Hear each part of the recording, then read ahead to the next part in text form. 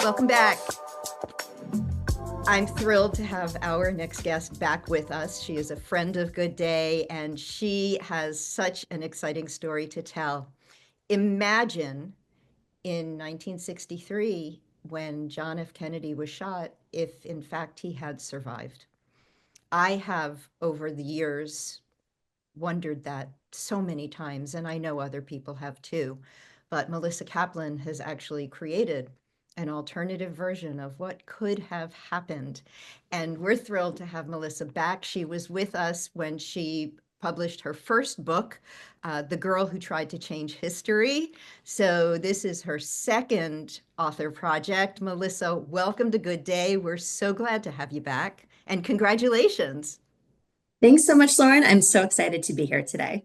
I bet. And I was thrilled when you reached out and said, hey, this one's ready, because I was actually waiting for it. And we talked about it upcoming on the last show. So tell us, how does it feel, first of all, to be a now second time author? It's very exciting. It's been a long process. I started writing this book about 3 years ago, so I can't believe it's been quite this long, that the story has been kind of in the process of living in my head and then getting down on paper, and now it's about to go out to the world. So I'm excited for people to read it and to get the reactions, and hopefully they'll enjoy it. Yeah, I know you love historical fiction, and you are an avid student of history and really putting all this stuff together for us. So take us down the story trail, because this is really, the title of your first book, The Girl Who Tried to Change History. In fact, this situation would dramatically have changed our history. And I know that the story came to you. So let's talk about how this evolved. By the way, when I started reading, I started crying. It Oh, it was so touching, and the writing is beautiful. And I really appreciate, the retelling, even if it is just a what if situation. thank you so much. That's really, really lovely to hear. And yeah, in terms of how the story started, I will go back a little bit, quite a ways actually, and say that I've long been a really big fan of Jacqueline Kennedy Onassis. I read my first biography of her, I think, when I was 18. And from that moment on, I was sort of a, devoted fan for life.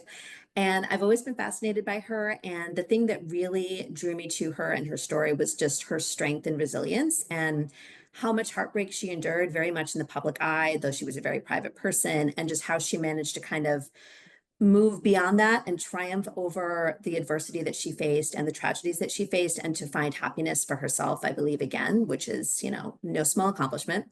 And she's somebody that whenever I've been going through challenges in my own life, I've always kind of looked to her as an example of strength and resilience. And I kind of think, what would Jackie do? How would she get through this difficult time? And that's always been something that's inspired me in my own life. And then a couple years ago, coming out of the pandemic, I was going through a difficult period. I just lost several close family members. It was a lot of grief in my life at that time. And I sort of started going down a bit of a Jackie rabbit hole. I started reading books, biographies, novels, watching movies, clips on YouTube, anything I could find, because I found that focusing on that sort of lessened my own grief a little bit.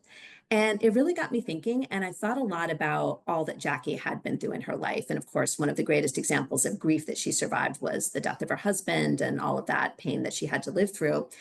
And I started thinking really how unfair it was that at such a young age she faced such a terrible heartbreak and such a burden to have to carry forward.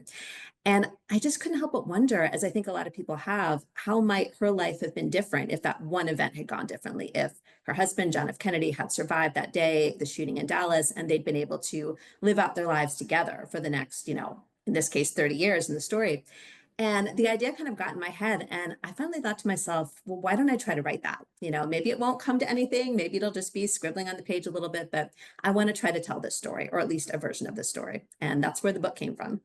Amazing. And I have to say that part of what touched me so deeply was that at the end of the story, basically started kind of in the reverse, but um, all of the people who died after JFK were still alive too. And that really, I hadn't thought so much about that before as I had about what if Camelot actually survived. Yeah. So tell us a little bit about how you chose to keep characters. I think it's so interesting if you, as someone who really focuses on historical fiction and the rewriting of history, um, you know, walk our viewers through a little bit of how you chose and how you heard the stories going. Yeah, I mean, I kind of thought through, okay, if JFK survives, what's the next thing that's likely to happen? And then the thing after that. And obviously, there's a lot of room to play around with that because there are so many different possibilities. And I just sort of found myself trying to stick as closely as possible to things that were kind of foreseeable or predictable, but also with a couple changes in the mix that would just inevitably have to happen. But like, for example, some people who, as you know, and I don't want to get too much into the details, but people who died in real life, maybe I kept them alive because I thought that if JFK survived, perhaps they would too. Readers can kind of read the story, I guess, to find out some of the specifics of that. But I was trying to give kind of the most optimistic version of the story that I could, because there's many different ways that life could have gone if JFK had survived. And I wanted to give the most sort of positive and I guess happy story that I could for as long as possible. So yeah, that definitely factored into my choices, trying to keep it a positive, upbeat, happier world that we could all be living in. Did you, in fact, have kind of parallel tracks as you were writing, or did it come to you in a pretty direct stream? Like you say, well, gee, I could go this way or I could go that way, but, or not a but, or was it really just very clear to you the direction you should take?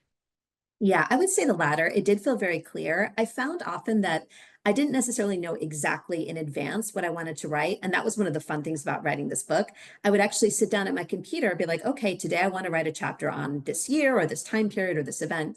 But I wouldn't know exactly what was going to happen. I had a kind of general idea in my head, but I didn't know the details. And it sometimes took sitting down to kind of be like, oh, well, of course, this is what would happen. And then I would just kind of put it on the page and write it.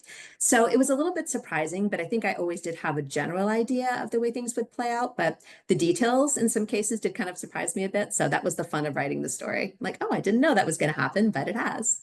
So I often wonder, even though we can retell a story and we can, kind of recreate the history if we want to, is it a good idea?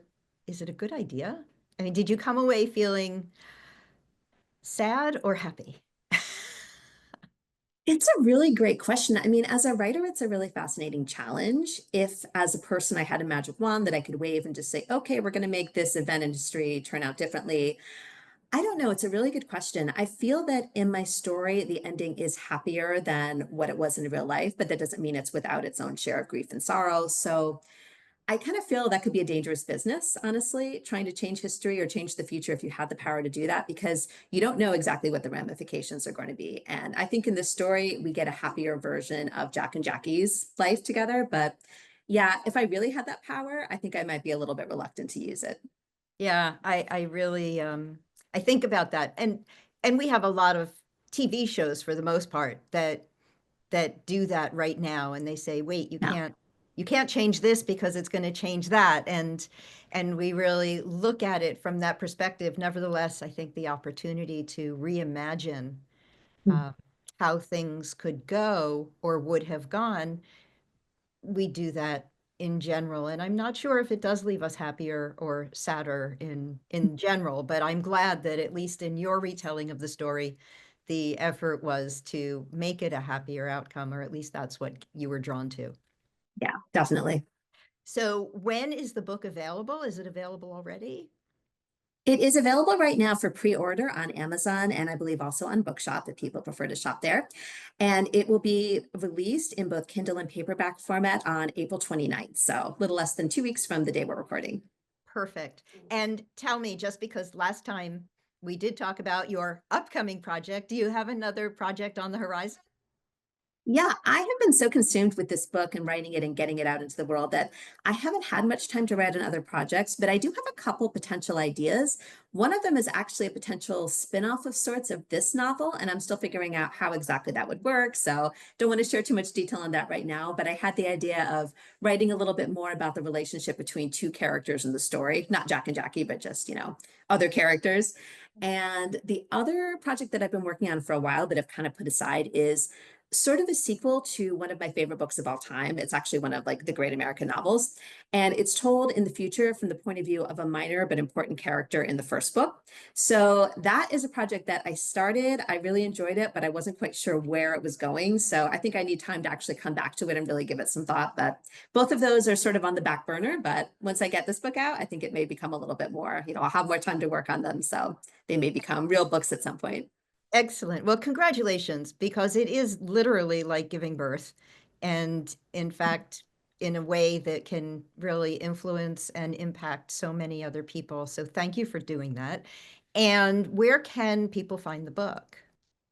They can find it on Amazon.com and Bookshop as well. And also, they can go to my website, which is www.melissakaplanbooks.com. And you can there be directed, a link to Amazon from the website. And you can also read more about the book. There's a little sneak preview on there if folks are interested in that. So, encourage everyone to check it out. Okay. And I'm guessing that it's also on your publisher's website, right? Is that Bold Yes, Story? Bold Story Press. That's Okay. right. Perfect. Yeah, we give people options. I want them to find it and read it and love it, and then come looking for you to tell you so. Thank you, Melissa, so much for coming back and sharing this great news with us. I'm thrilled to see you just, living the dream. And Yeah, let me know when the next book is available. absolutely. Thanks so much, Lauren. We'll see you again, and Bye. we'll be right back.